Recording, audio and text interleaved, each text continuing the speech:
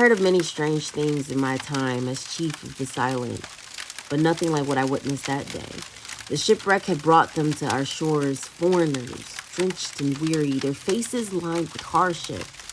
We welcomed them as best as we could, offering warmth, food, and shelter, for such is our way. But among them was this man, his name was Paul. Different from the others, though, I couldn't place why at first. It was cold that day, and we gathered around the fire. My people and I stood at a distance observing these travelers. One of them, Paul, specifically, was collecting brushwood to feed the flames when it happened. Suddenly, he recoiled and a viper hung from his hang, its fangs sunk deep. I froze.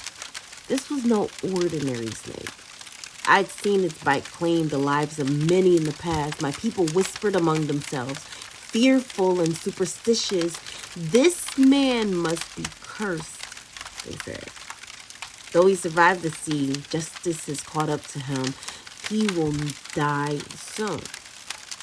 And so we waited.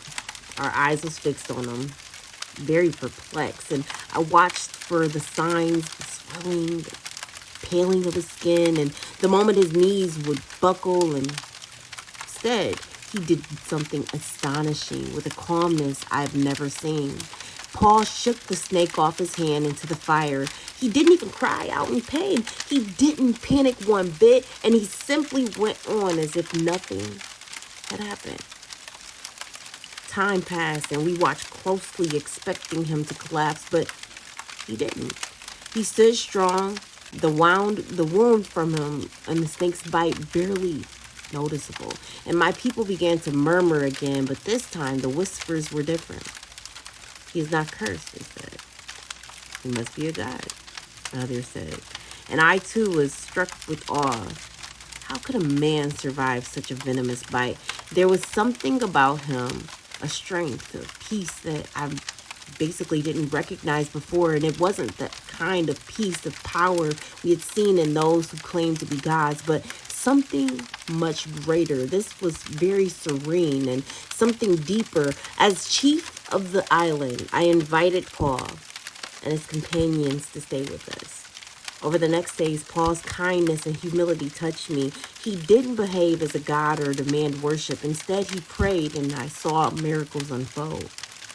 My father lay ill with fever and dysentery, and I feared the most that he's going to die. But when Paul placed his hand on him and he prayed over my father's illness disappeared. He was healed, just like that. The news spread quickly, and people came across the island, came to be healed, and Paul prayed over them, each of them receiving the same miraculous recovery. It was as though the island was being washed with a new spirit, a new hope, that in the days that were going to follow, as the shipwrecked travelers prepared to leave, I couldn't help but reflect on the power I'd witnessed. Not just in Paul's survival of a viper's bite, but in the love and compassion he showed to our people. He spoke of a God who was not far off, but close. A God who healed and protected, a God of mercy and grace.